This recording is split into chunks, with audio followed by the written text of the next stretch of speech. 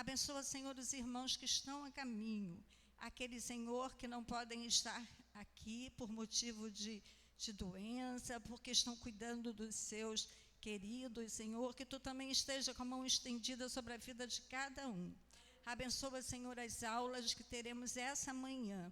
Abençoa a aula das crianças, Senhor, lá na salinha. Abençoa, Senhor, a classe em conjunto aqui no templo, Senhor, que possamos estar aprendendo da Tua palavra, que possamos, Senhor, estar praticando, Senhor, no nosso dia a dia. Fica conosco, Senhor, aceita, Senhor, o nosso louvor, e que possamos ter um dia proveitoso e uma semana proveitosa na Tua presença. Te oramos assim, em nome de Jesus. Amém. Vamos fazer uma leitura num salmo muito conhecido, o Salmo 1. Eu quero destacar um versículo desse salmo, mas nós vamos ler todo o salmo. Esse mês os evangélicos, comemoram o Dia da Bíblia, no segundo domingo de dezembro. Domingo que vem a gente deve estar falando um pouquinho mais sobre isso, sobre a Bíblia, a palavra de Deus. Como ela é importante para as nossas vidas. E por isso eu gostaria de destacar um pouco, esse Salmo 1. Livro de Salmo. Bom dia também os irmãos que estão nos assistindo, eu não falei com vocês. Usem também, abram a palavra do Senhor, Salmo 1. Então vamos. Bem-aventurado o homem que não anda no conselho dos ímpios, não se detém no caminho dos pecadores, nem se assenta na roda dos escarnecedores.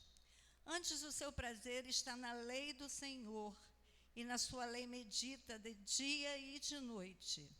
Ele é como árvore plantada junto à corrente de águas, que no devido tempo dá o seu fruto, e cuja folhagem não murcha, e tudo quanto ele faz será bem-sucedido.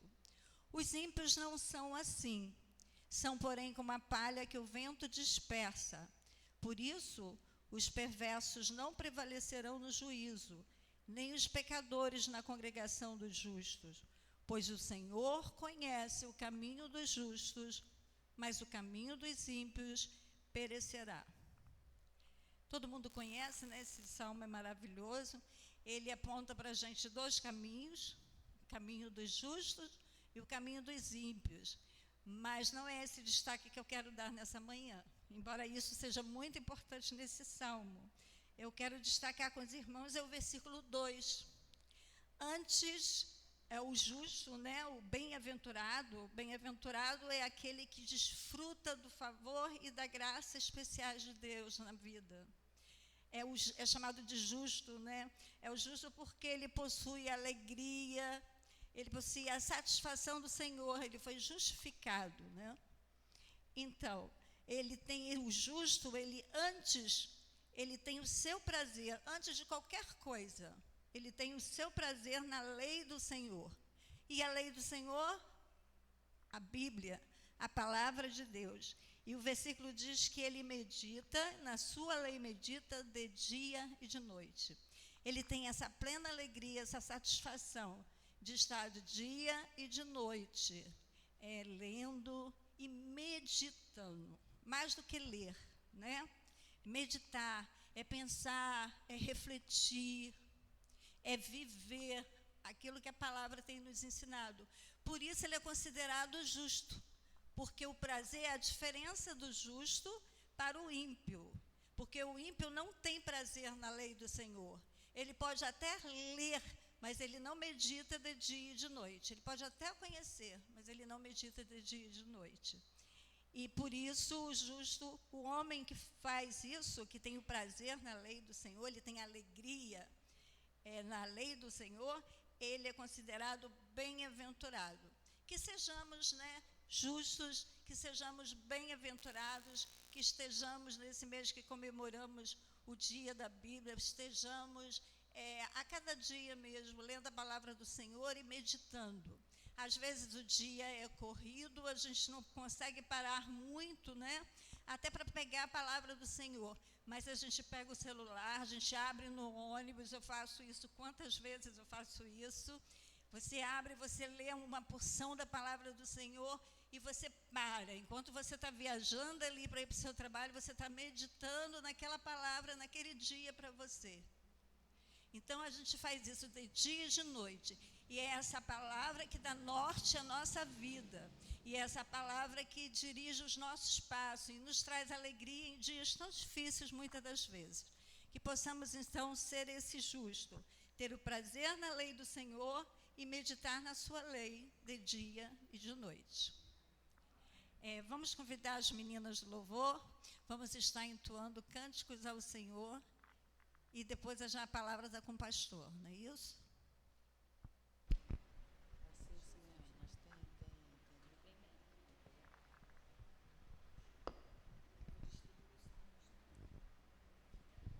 Vamos ficar de pé, queridos? Quem tiver com salmos e hinos, nós vamos estar cantando uma canção de Natal.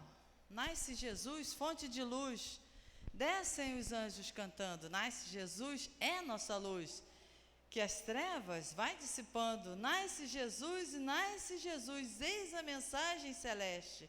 Raia, enfim, a salvação, triunfante vem.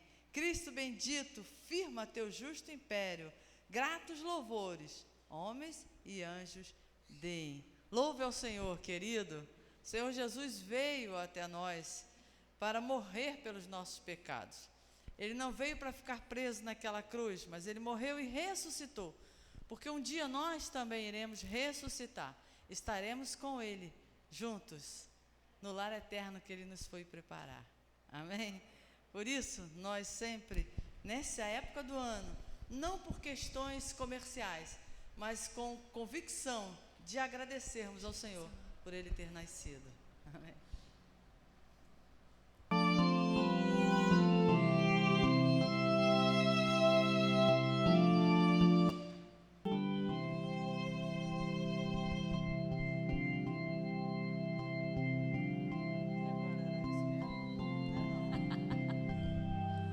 Coloca do começo novamente, Fabiano, por favor. Que deu uma caída.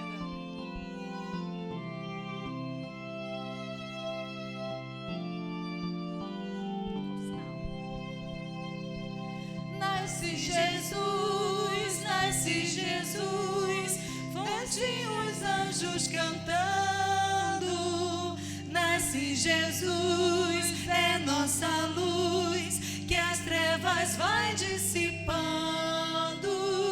Nasce Jesus, eis a mensagem celeste.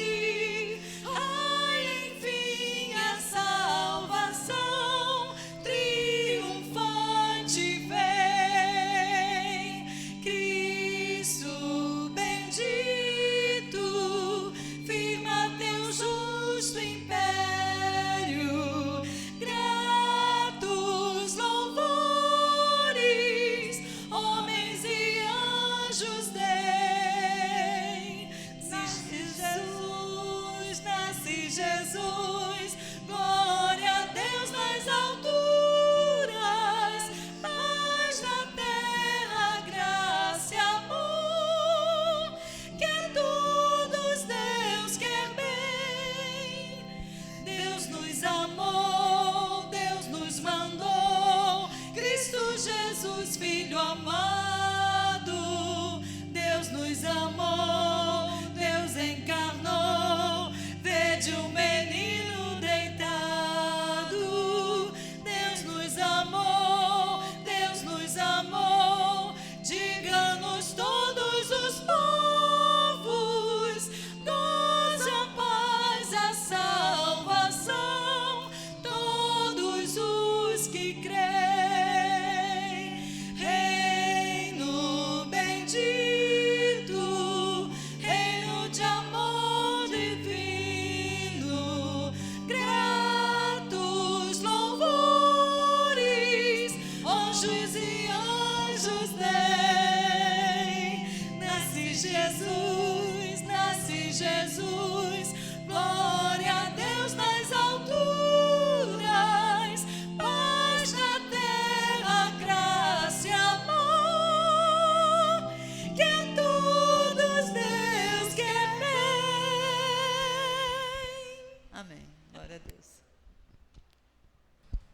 palavra está com o pastor. Antes, pastor, posso dar só um recadinho? Vou falar aqui em nome do Ministério Infantil.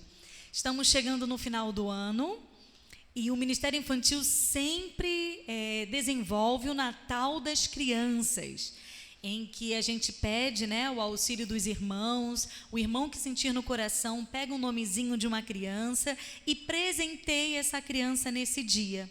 E nós estaremos realizando o Natal das Crianças domingo que vem, dia 12 à noite. Não será pela manhã, será à noite. Então, os nomes dos nossos queridos pequenos já estão disponíveis, ok? Então, você que quer participar, presentear essa criança, participar conosco desse momento, no domingo que vem à noite, esse momento especial, que estaremos ali, né, falando do amor de Deus para eles, e a igreja também participando, presenteando, orando por essa criança durante esse período. Os nomes já estão disponíveis, tá bom, pastor? Então é só procurar a irmã Fátima, os nomes vão estar com ela, pegar o nomezinho e trazer um presente. A gente só pede para que seja um brinquedo, ok? Não... Isso, vai ter a idade da criança do lado. São os nossos alunos, né, da escola dominical, aqueles que estão também conosco à noite na salinha lá das crianças.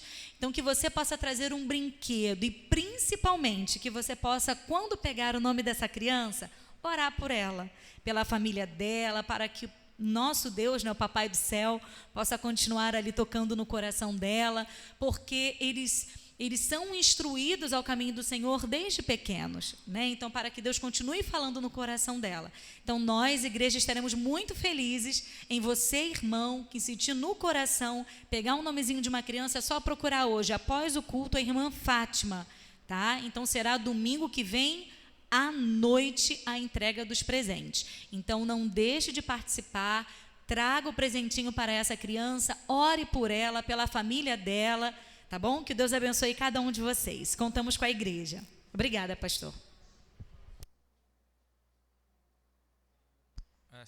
Miguel, né? Só tá Miguelzinho aí.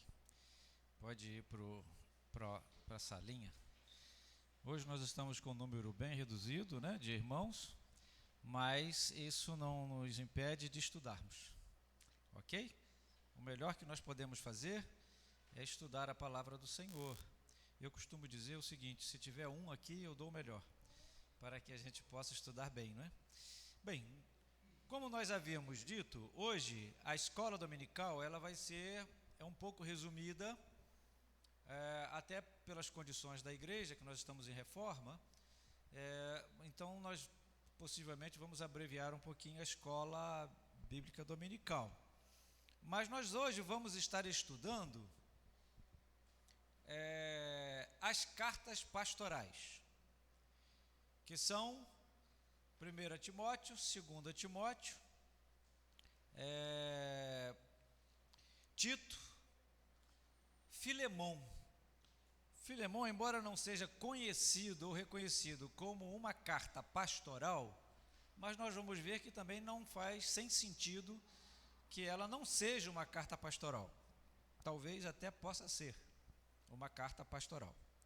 O que acontece? Paulo, ele, nas suas viagens missionárias, nós vimos que ele escreveu cartas às igrejas em que estava, em que ele passou, em que ele fundou, igrejas que ele não fundou, mas haviam dificuldades na igreja, e ele escreveu cartas para as igrejas. E em determinado momento, ele precisa escrever, e aqui, essas cartas são mais no final do ministério de Paulo. Nós vamos ver isso também. Já no final do ministério de Paulo, quando ele já está encerrando o seu ministério, ele escreve as cartas pastorais. A primeira carta que está separada no cânon, na Bíblia, é a carta de 1 Timóteo. Vamos entender então agora quem era Timóteo. Timóteo era um dos colaboradores de Paulo, que viveu com Paulo as viagens missionárias. Constantemente em Atos nós vamos ver Paulo se referindo a Timóteo, Paulo e Timóteo, Paulo e Timóteo, estavam viajando. Então, se você olhar Atos dos Apóstolos, Timóteo é um dos companheiros de Paulo nas viagens missionárias. Nessas viagens missionárias, em determinado momento, Paulo designa um dos seus auxiliares para ficar cuidando de uma determinada igreja. Você vai para lá, fica lá, você vai a Corinto, levar uma carta, você, enfim. Paulo indicava as pessoas que ele entendiam ser capacitadas para aquela atribuição, e ele colocava ali determinadas pessoas, determinados amigos, determinados pastores. E aqui nós vemos que Paulo, ele escreve a Timóteo, porque Timóteo estava, na verdade, pastoreando a igreja de Éfeso.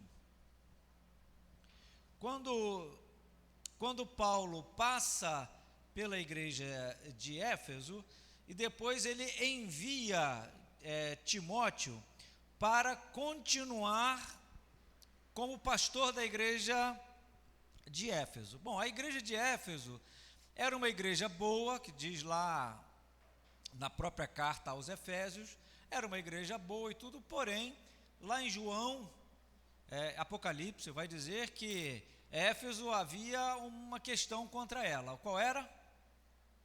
Havia se afastado do seu primeiro amor. E aí ele fala assim, volta ao primeiro amor e tal, está lá em João. Então a igreja de Éfeso era uma igreja que trabalhava bastante, tinha uma boa movimentação, tinha movimentação financeira, tinha um grande público, porém eles não tinham vivos no seu coração o primeiro amor, sabe?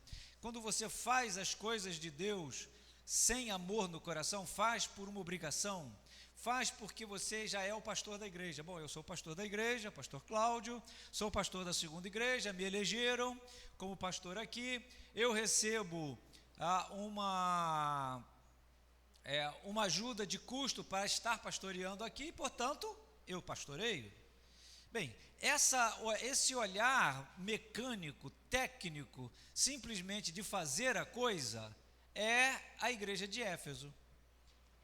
Chegou aqui a irmã Rosane, que é do grupo de louvor, até responsável pelo grupo de louvor, Luizana. Bom, como elas têm boa voz, como elas conhecem os hinos, elas cantam. Mas falta o amor no coração. Não é o caso delas, não. Mas eu estou dizendo que era essa a questão da igreja de Éfeso.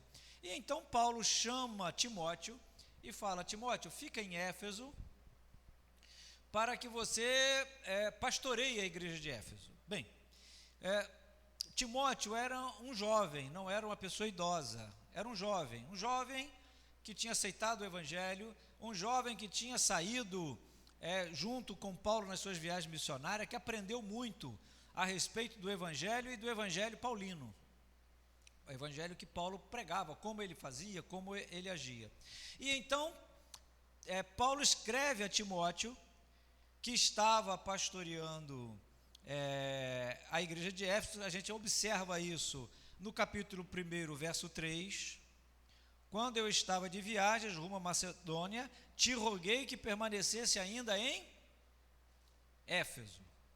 Então, Timóteo está pastoreando a igreja de Éfeso por um determinado tempo. Aí eu pergunto aos irmãos, se alguém souber aqui, só levanta a mão e pode fazer o comentário. Bem, o que estava acontecendo na igreja de Éfeso, ou qual foi a razão de Paulo escrever uma epístola, uma carta, e aqui é muito próximo da carta mesmo, porque é muito pessoal, é uma carta, primeiro, que a carta, geralmente, a carta padrão, ela é curta, e a carta ao Timóteo, você lê a carta a Timóteo em 15 minutos, 2 Timóteo, então você lê em 10 minutos, então realmente é uma característica de carta mesmo, diferente de Corinto, né? Quando ele manda a carta a Corinto, a carta aos Romanos, né? São 20 páginas. Então, assim, essa aqui é uma característica de carta mesmo. Alguém sabe me dizer qual foi a razão, o que estava acontecendo com Éfeso? Eu vou dar uma dica para vocês, já que vocês estão pesquisando. É capítulo 1, tá a razão. Lembram quando eu falei? Querem saber qual foi a razão da carta? Leiam o primeiro capítulo, porque ali é a apresentação. Paulo, ou o autor da carta, sempre vai dizer: olha, eu escrevo por isso, eu estou escrevendo em razão disso. O que estava acontecendo? Qual era o questionamento que estava na igreja de Éfeso, aonde Timóteo estava pastoreando, e de repente Paulo precisa escrever uma carta para Timóteo. Quem achou? Pior que hoje não tem bala não, hein? Não tem bombom, não tem nada, achou mesmo só para localizar. Capítulo 1, eu vou então melhorar mais para vocês, hein? O capítulo 1, do verso 3 ao verso 7. Olha, tá, daqui a pouco eu digo o verso.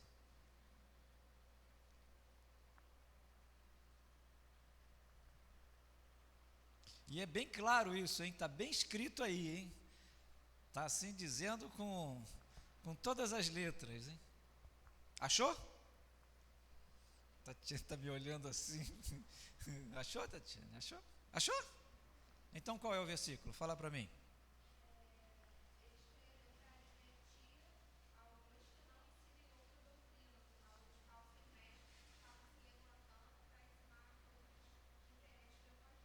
Isso. Essa é a segunda razão. Porque a primeira razão está aqui no verso 5. Olha, ora, o intuito da presente admoestação, está bem assim, né? O intuito da presente admoestação visa, olha, aqui está dizendo a razão da carta, visa ao amor que procede de coração puro, de consciência boa e de fé sem hipocrisia. Não, Timóteo, nós estamos estudando Timóteo. Vocês estão aonde? Eu estou estudando Timóteo, gente. É por isso. Não, eu só falei. Ai, meu Deus.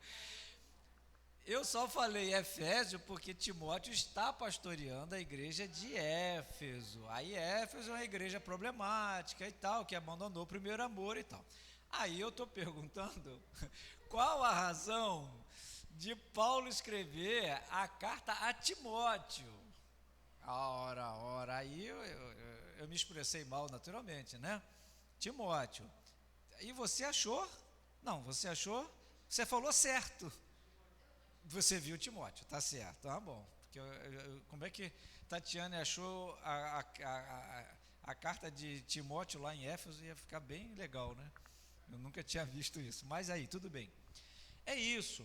Na verdade, o que Paulo fala com Timóteo? Timóteo, olha só, você está pastoreando a igreja e você precisa ter uma consciência do que é ser pastor, do que é servir a Deus, do que é servir a Cristo, do que é viver na igreja, porque ele está falando para a igreja. Vocês querem entender como que a igreja deve proceder? Leiam Timóteo, porque Paulo está falando exatamente a como uma igreja deve proceder na sua vida prática, diária, cotidiana. Aí ele diz assim: eu escrevo isso, né, eu viso nessa carta fazer com que vocês, tanto você, Timóteo, quanto você, Éfeso, igreja, proceda de amor que procede do coração puro, ou seja, pureza de vida, não seja uma vida dolosa, mas uma vida pura, uma vida de boa consciência, sabe? Saber consciência, saber discernir o bem e o mal, saber discernir o que é de Deus e o que é do mundo, sabe? Ter uma boa consciência na visão da igreja é discernimento para que você tenha uma vida cristã autêntica. Se você não tem uma boa consciência ou um bom discernimento, você não vai saber na hora de que te apresentarem determinadas, ou você estiver vivendo em determinada circunstância, bem, como é que eu devo fazer? Eu vou pedir orientação a quem? Bem, o mundo fala uma coisa, eu tenho que ter discernimento, eu tenho que ter boa consciência, é isso que Paulo está falando. E ele fala que a fé, ou seja, o nosso coração, a nossa fé, a nossa crença, ela não pode ser boa. Quem falou fingido? Isso, hipocrisia é fingimento, não é? Porque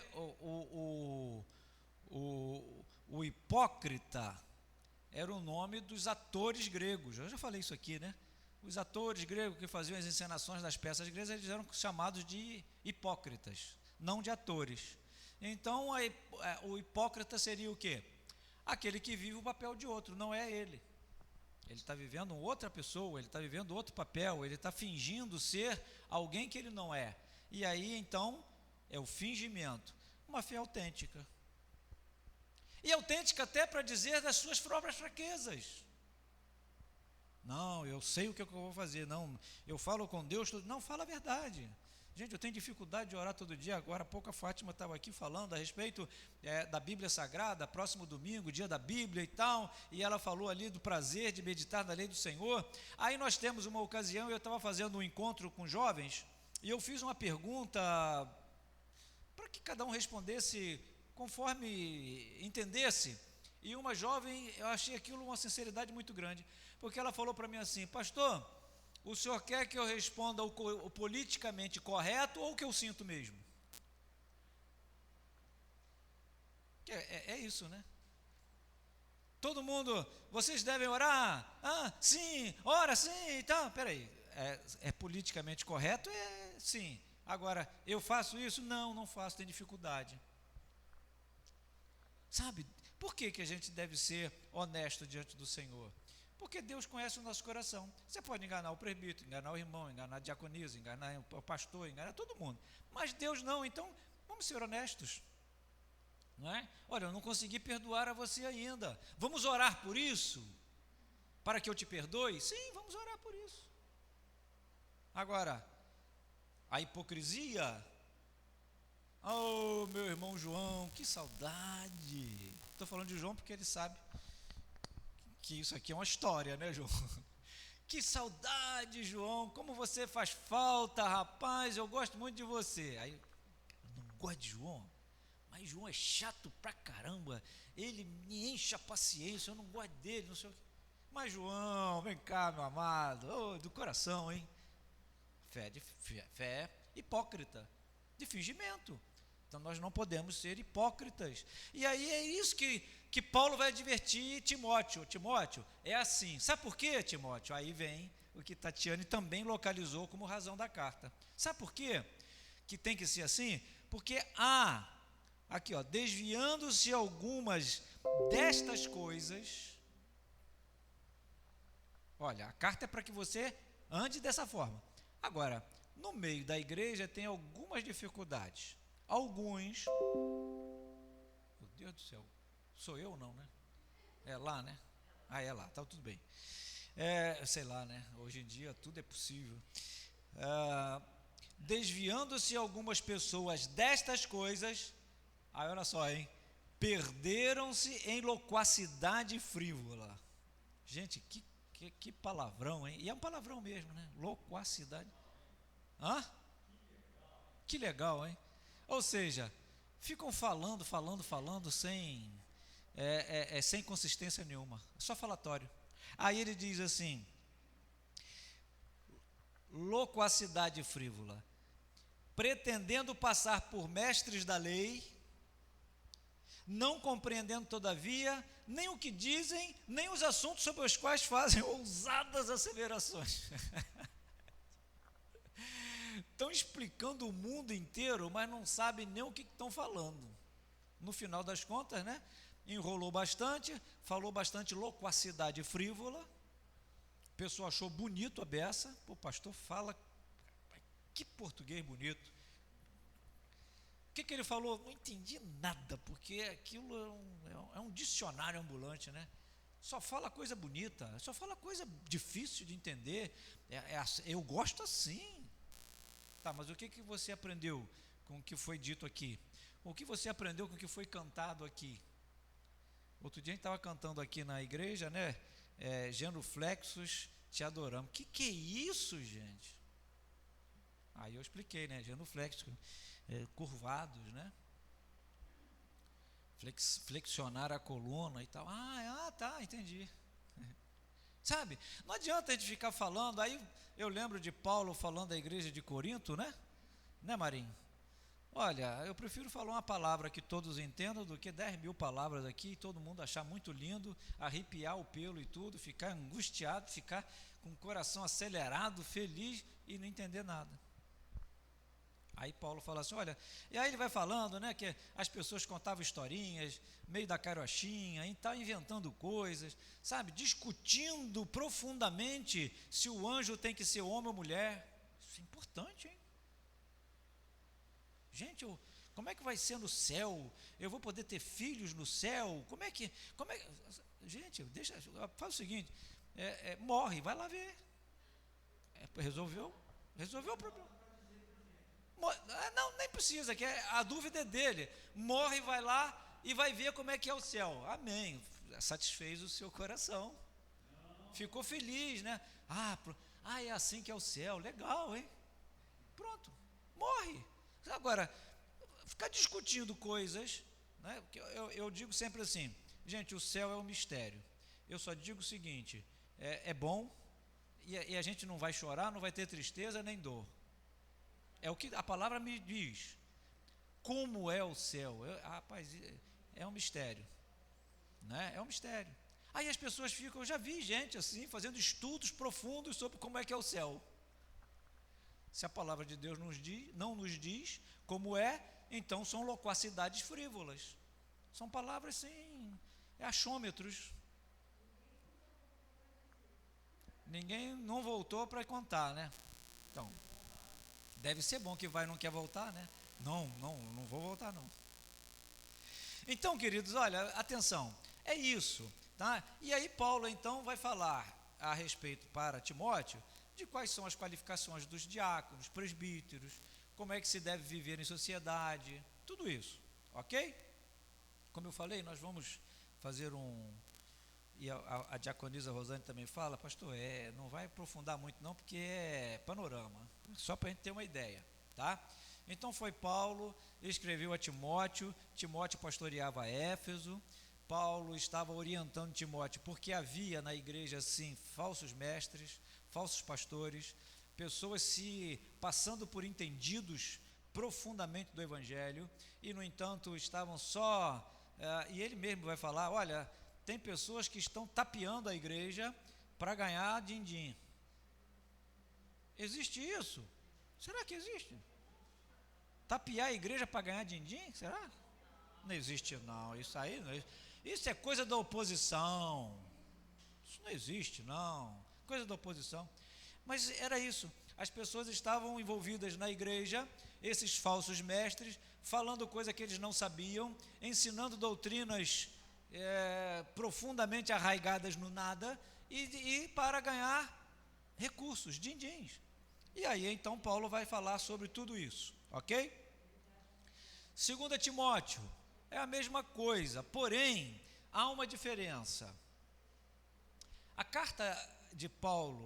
segunda carta de Paulo a Timóteo, não é uma carta de instrução, embora ele instrua Timóteo, ele vai instruir sobre como combater e tal, o zelo, tudo isso está na segunda carta. Mas a segunda carta tem uma questão que é o seguinte, olha, no verso 8, ele diz assim, não te envergonhes do Evangelho, portanto, do testemunho de nosso Senhor, nem do seu encarcerado que sou eu, pelo contrário, participa comigo dos sofrimentos. E aí, ele diz, Paulo, a segunda carta a Timóteo é uma carta que Paulo está escrevendo ao seu grande amigo Timóteo, companheiro de viagens, companheiro de labuta cristã, de missões, mas ele está se despedindo de Timóteo. A segunda carta é uma despedida. É até doloroso quando a gente olha e lê a carta de Timóteo, a segunda carta, ele está se despedindo de Timóteo. Sabe por quê? Paulo vai dizer assim: olha, eu já estou sendo enviado em libação, ou seja, eu já estou vivendo meus últimos momentos. Sabe por quê? Paulo estava preso em Roma quando ele escreve a segunda carta. Aí vem os pensamentos, né? A maioria dos teólogos, dos estudiosos da teologia do Novo Testamento, Paulo não saiu de Roma, ele morre em Roma. Segundo a maior parte da teologia. Outros dizem que não, Paulo conseguiu sair de Roma, da prisão romana, e ainda conseguiu ir à Espanha. Isso, alguns dizem isso, tá? Não propriamente pela Bíblia, mas pelos pais da igreja, né? Um século depois e tal, falando sobre algumas coisas. Enfim, não vai dar muito para a gente saber se Paulo saiu da prisão de Roma ou não. Mas Paulo, ele está vivendo a prisão de Roma. Paulo está vivendo um momento muito difícil. Vocês lembram, na semana passada, que Vinícius perguntou assim: pai, ou pastor, eu ia falar pai, eu sou pai também, mas no caso ali a pergunta de ovelha, né? Pastor, o pessoal gostava muito de Paulo e tal, lembra? Aí eu falei assim: olha, ele não tinha lá tanta boa aceitação no meio da igreja, era uma vida complicada. Olha só que tristeza para nós quando a gente lê a carta de Paulo. No verso 15 do capítulo 1, olha só, olha, Elaine, que situação difícil. Olha só o que Paulo está escrevendo aqui: estais ciente de que todos os da Ásia me abandonaram. Está sozinho, preso em Roma. Aí ele diz que em determinado momento ele foi para o cárcere, ele foi preso para o cárcere ainda guardado por soldados. E ele diz: olha, todos me abandonaram. Mas ele ainda encontra algumas pessoas ainda que estavam com ele. Lá na despedida ele vai falar, ele diz que ele já está sendo levado em libação, ou seja, ele não vê mais saída, ele vai morrer na prisão. A tradição, né, diz que ele também foi morto em cruz, mas não sei, não tem, né, muito registro disso. E ele então escreve uma carta de despedida de Timóteo, despedida da vida. É isso que ele está escrevendo. E claro, né, não podia deixar de ser, ele também orienta Timóteo e tudo. Por quê? Porque os problemas da igreja de Éfeso eram evidentes e estavam lá, e ele continua falando, reforçando a sua teologia ao coração de Timóteo, né? Aí aqui é aquela frase linda, né, que no verso 6 do capítulo 4, quanto a mim, olha aí, olha o pensamento de Paulo, ele está preso, escrevendo a Timóteo. É uma das poucas cartas de Paulo que ele escreve da prisão, em que ele não fala alegrai-vos, ele simplesmente diz assim: olha, quanto a mim, estou sendo já oferecido por libação, ou seja, vou morrer, e o tempo da minha partida é chegado. Aqui quando ele fala partida, não é libertação da cadeia, né? É partida, ele vai morrer, vai partir para o céu. Aí ele diz: mas eu vou te falar uma coisa, eu combati o bom combate, completei a carreira e guardei a fé. Sabe, é o final da vida de Paulo. Possivelmente foi uma das últimas cartas que Paulo escreveu. Ou seja, final da carreira, final do ministério, Paulo preso em Roma, e ele diz assim, ainda assim, né? ele fala assim no capítulo 4, né? Procura vir ter comigo depressa, porque Demas, tendo amado o presente século, olha lá, Demas, um próximo dele, abandonou, não é? Foi para o presente, amado o presente século, foi para o mundo. Demas abandonou o evangelho, foi para o mundo. Me abandonou e se foi-se para Tessalônica. Crescente foi para a Galácia, Tito para a Dalmácia, somente Lucas está comigo. Lucas era um médico, portanto Lucas acompanhou Paulo até o final, cuidando dele, né? Prolongando um pouco a sua vida. Toma contigo Marcos e traze-o, pois me é útil para o ministério. Aqui é João Marcos. Quanto a Tíquico, mandei-o até Éfeso. Quando vires, ou seja, porque Timóteo está em Éfeso e ele manda Tíquico até Éfeso. Quando vires, traze a capa que deixei em Troade, em casa de Carpo, bem como os livros, especialmente os pergaminhos. É curioso isso, né? Paulo está no final da vida, está dizendo, olha, eu vou morrer, não sai daqui e tal, mas eu quero estudar um pouco. Traz a minha capa, traz os livros, principalmente os pergaminhos, porque o pergaminho era algo já mais bem estruturado, né? Não havia livros, né? Haviam escritos, né? E ele fala assim, traz que eu quero morrer estudando. Isso é um exemplo de pessoas que querem aprender, né? Que querem se instruir, querem manter a sua vida viva, né? Mesmo diante da morte. E ele fala, traz a capa, traz os livros e tal. Aí depois ele vai dizendo, Alexandre, o latoeiro, que mexia com latas, né, fazia coisas de metal, causou-me inúmeros males, o Senhor lhe dará paga segundo as suas obras. Tu guarda-te também dele, porque ele talvez apareça aí em Éfeso para fazer confusão, hein? Esse tal do Alexandre latoeiro, porque resistiu fortemente às minhas palavras. Olha, o final da carta é ele dizendo das pessoas que o abandonaram, que o traíram, que o deixaram sozinho. A segunda carta a Timóteo é a carta da despedida de Paulo, de Timóteo e da vida, tá? Bem, a gente encerra assim Timóteo. Querem falar alguma coisa? Claro que aqui no meio, entre a escrita e tal, tem um monte de coisa, né, que a gente podia ficar aqui bastante tempo, mas nós estamos fazendo aqui um apanhado. Aí vamos ler então, já que a gente vai terminar hoje as Paulinas, as cartas Paulinas, semana que vem a gente entra em Hebreus. Tito também é um pastor, Tito.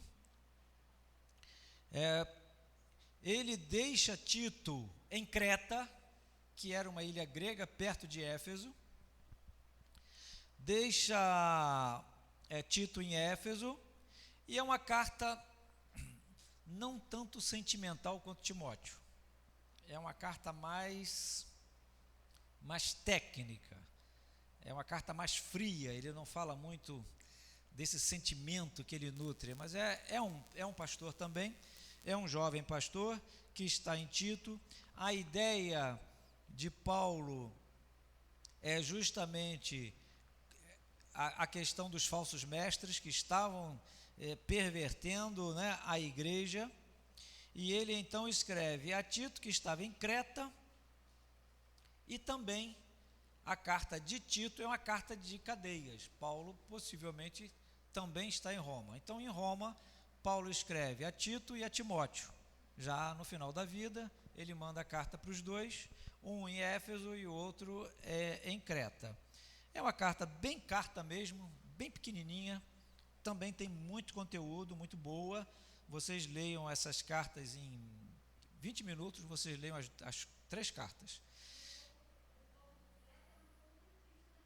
Também, muito idólatra, a idolatria estava muito presente lá e tudo, muito difícil. Aliás, né, Luizana, descobrir um povo fácil, né? Eu acho que esse é o mistério, né? O dia que a gente descobrir um povo fácil, eu acho que a gente não está na igreja, a gente está em outro lugar, né, Luizana? Porque a gente é muito difícil mesmo. Nós somos meio complicados. Mesma coisa que ele escreve a Tito, ele escreve a Timóteo, ele diz aqui, olha, no verso 9, capítulo 3, evita discussões insensatas, genealogias, contendas e tal. Eu gosto muito dessas ideias, porque eu já falei isso aqui dezenas de vezes no meu período de ministério aqui. Não fiquem discutindo números na Bíblia. Números na Bíblia, assim, 3.000 foram batizados no primeiro pregação de Pedro. Mano, acho que não foi 3.000, será que foi 3.000? Mas como é que 3.000 pessoas vão ouvir o Evangelho? O cara falando sem microfone. Ih, pastor, agora levantou uma dúvida, hein? Né? Eu estou falando aqui no microfone, a pessoa que estiver lá do outro lado da rua já não ouve mais. Será que daqui até o outro lado da rua eu sem microfone 3.000 pessoas vão me ouvir? Como é que se deu isso? E tal. Entendam bem, quando se fala em números na Bíblia, principalmente em números de contagem, são números assim, 3.000, muita gente, 10 pessoas, poucas pessoas. Não fica contando o número não, porque geralmente era quem foi o responsável por ficar contando os 3.000 batizados? 3.000 certinho, que dizem que número redondo é número de mentiroso, né? 1.000, 2.000, 3.000, 1.000, 100, 10, né? Assim, geralmente não é número correto assim, retinho, né? Será? Bom, não estou dizendo que não foi 3.000 não, pode ter sido 3.000 certinho, né? Só estou dizendo assim, não fica preocupado com números, tá?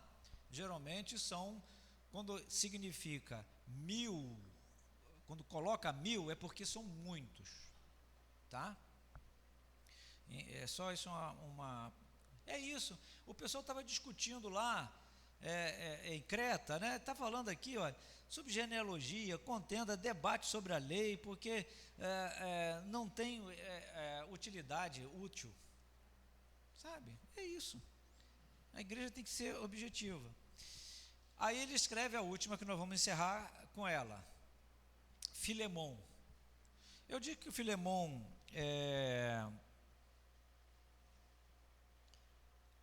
não é uma carta pastoral, mas ele diz aqui, Paulo, prisioneiro de Cristo, também está preso, a carta de Filemon,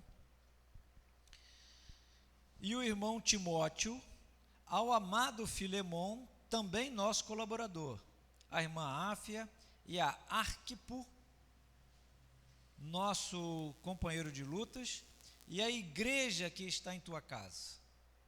Então Filemon era um colaborador de Paulo. Havia na casa de Filemon quem? Uma igreja. Será que Filemon não poderia ser o responsável pela igreja que estava na casa de Filemon? Não é? Então pode até ser que seja uma carta pastoral também.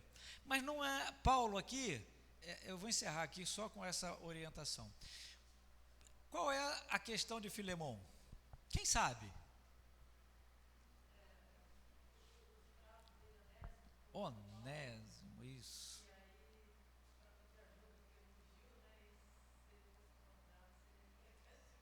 Isso. Isso aí. A questão toda é Onésimo, o escravo fujão.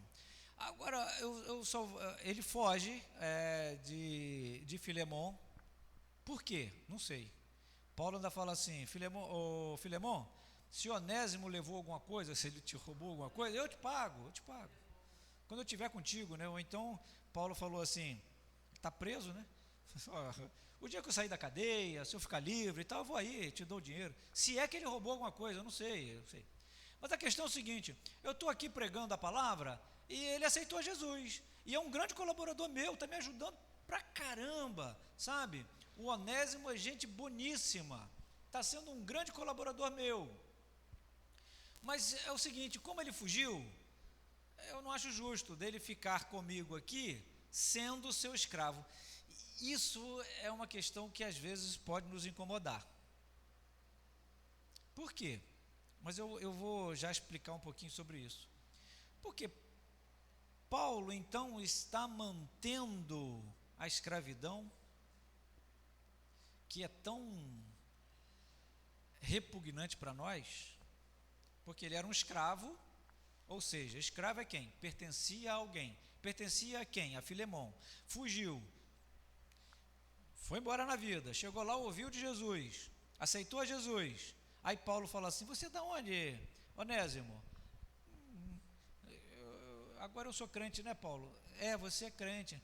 Eu não posso mentir não, Paulo? Não, pode não, fala a verdade. Deus sabe de onde você veio, eu que não te conheço. Eu fugi, eu era escravo, fugi.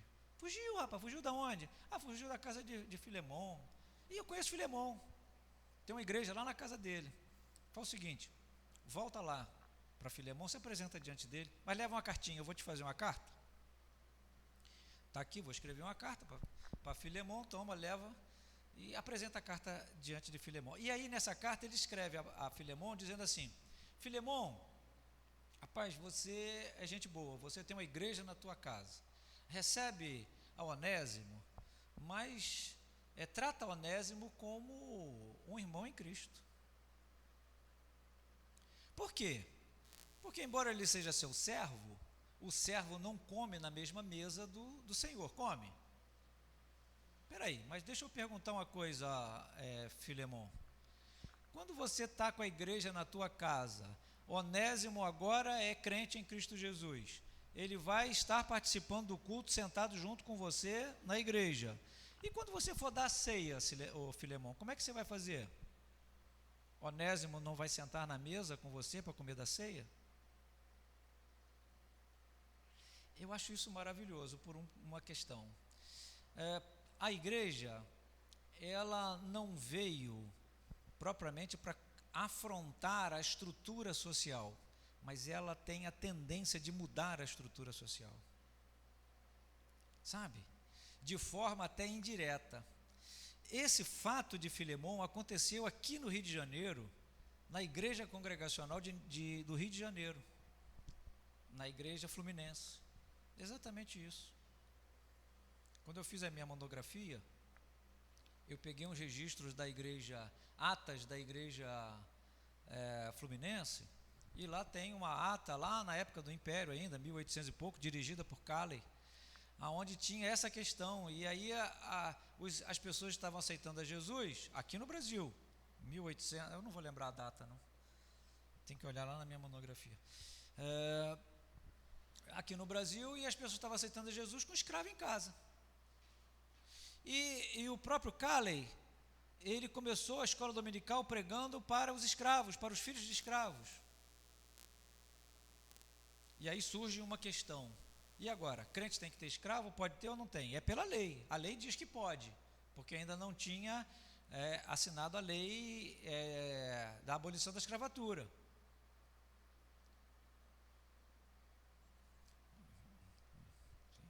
Eu estou querendo lembrar o dia da lei, a hora não veio.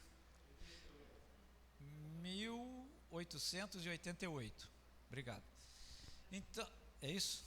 Tá, obrigado. Então, foi antes um pouquinho de 1888. E aí, nós vemos que chegou esse assunto da igreja. E Calley, então, vai fazer um discurso, vai fazer uma pregação. Isso foi trazido em assembleia de membros. Tinha 2 irmãos que tinham escravos.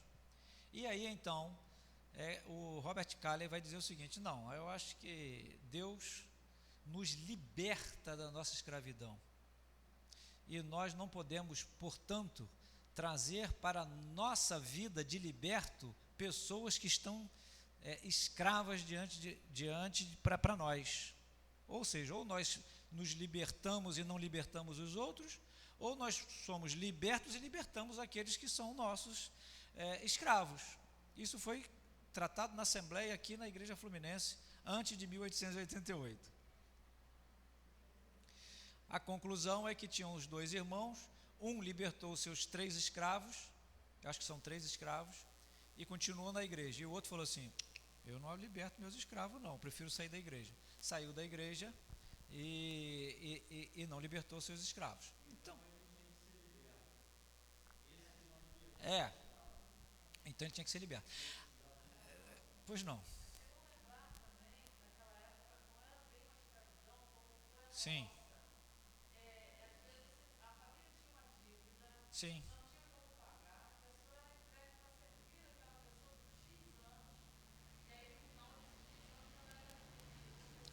Isso.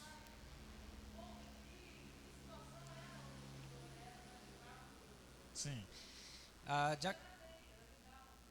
Isso. A diaconisa Rosane está lembrando. Estou repetindo, Rosane, só porque o pessoal falou assim, ninguém sabe nada lá o que acontece. Não fica gravado, né? A diaconisa Rosane está dizendo que a escravatura da época não era a escravatura como nós a conhecemos na escravatura brasileira. A escravatura brasileira foi uma forma de escravatura até em relação à raça, né? A escravatura era relacionada à negritude, a escravidão dos negros. Lá não. Lá, na verdade, não era em relação à raça, mas a sua condição social, talvez. A pessoa ficou muito pobre, aí entregou seus filhos para uma determinada pessoa e tal, e eles deveriam servir aquela pessoa e tal. Porém, a gente entende também que há leis que faziam a gestão da escravidão. E aí, por exemplo, a pessoa tem, tal, e as leis às vezes eram severas. Era punido às vezes com prisão, era punido com sofrimento físico, sabe? Então, assim, a gente entende assim que era diferente. As pessoas não viviam em senzalas, como aqui no Brasil, eles viviam às vezes até mesmo dentro da própria casa, como servos, né, atendendo e tal, limpando a casa, arrumando, organizando, enfim.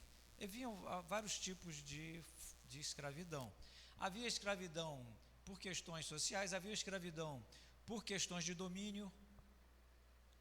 Você dominou um outro, né, você invadiu uma determinada terra, aí aquelas pessoas você traz como escravos teus, também era assim, poderia ser dessa forma, enfim. Haviam vários tipos de escravidão. Porém, a gente não sabe bem o que estava acontecendo aqui, mas ele era um escravo, né? Era um escravo que tinha fugido e tal. Mas o que eu quero dizer é isso: a igreja não veio, ela não tem como orientação principal mudar a sociedade. Mas nós pregamos um evangelho que muda a sociedade, entendeu? A mudança social, ela é circunstanciada em relação à sua pregação. É isso que eu quero deixar com a igreja. Hoje, nós terminamos a aula, meio-dia, 11h05, eu falei que ia ser mais cedo um pouquinho. Então, a gente encerra aqui a nossa aula. Querem fazer alguma questão, alguma colocação? Não? Está bem entendido? Timóteo, né? Filemon. Lembrando que logo mais à noite nós vamos ter a apresentação de Sara, né? A filhinha de Nelson e Jaqueline.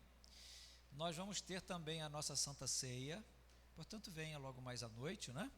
Eu sei que a igreja está em reforma, não está tudo organizadinho, mas venha assim mesmo, participar da Ceia do Senhor, né?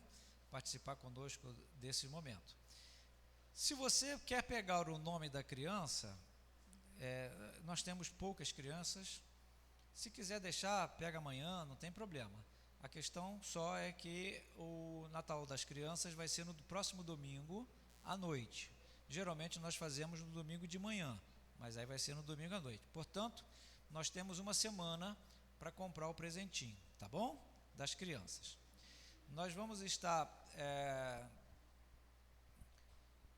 quem sentiu o desejo do coração, hoje nós não vamos cantar, não pode, né? Você pode trazer sua oferta, tá? Para a escola dominical.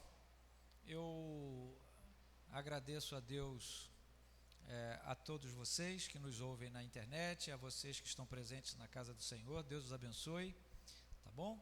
Nós vamos orar então e encerrar a nossa escola dominical. Depois do encerramento, se você quiser trazer a sua oferta, traga, tá bom? Nós, se Deus permitir, na próxima semana já está tudo consertado, tá bom? Já deve estar tudo prontinho. Amém? Vamos ficar de pé? Vamos orar?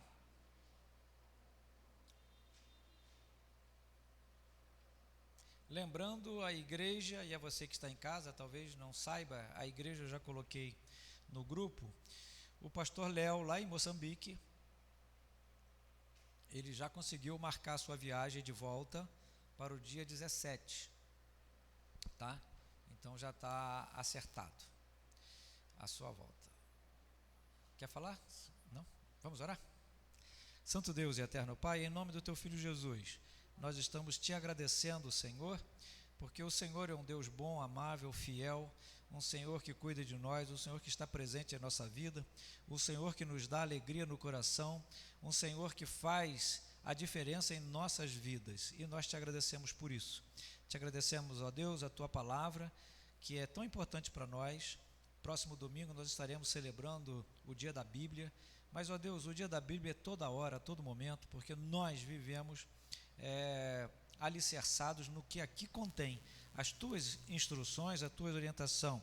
Te agradeço, ó Deus, pela vida do Teu servo Paulo, que já está contigo na glória há tantos e tantos anos, e que orientou a Timóteo, a Filemon, a Tito, em relação à vida cristã, e ó Deus, que nós possamos da mesma forma, orientados por Ti, termos mudança na nossa vida, que nós não sejamos somente ouvintes da Tua palavra, mas que nós realmente coloquemos a Tua palavra em prática, na nossa vida, no nosso dia a dia, no nosso viver, no nosso trabalho, na escola em que estamos, na nossa casa, entre os nossos vizinhos, aonde quer que nós estejamos, nós possamos ser testemunhas fiéis diante do Senhor.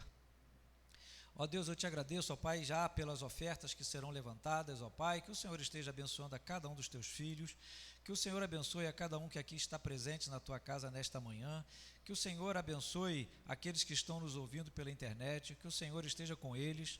Ó Deus, Te agradeço, Senhor Deus, pela oportunidade que o Senhor nos dá de melhorarmos, de reformarmos, de limparmos a Tua igreja, que é Tua, Senhor, não é nossa. Mas, ó Deus, aqui nós estamos querendo fazer o melhor para o Senhor. Ajuda-nos nisso, Senhor Deus, ajuda-nos nas finanças da Tua igreja, Senhor. Sabemos que vivemos dias difíceis, mas, ó Deus, nós confiamos no Senhor, para que nós venhamos a ter condições de pagar tudo, pagar pedreiro, pagar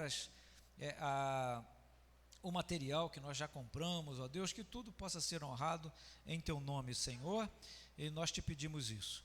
Leva-nos em paz para os nossos lares, traga-nos logo mais à noite, Senhor Deus, para o culto de louvor e adoração, para a ministração da ceia do Senhor, para a apresentação da pequena Sara, ó Deus, que tudo possa concorrer para a honra e glória do Teu nome. Esta, Pai Santo, é a minha oração que Te faço, em nome do Teu Filho Jesus Cristo. Amém. Deus os abençoe.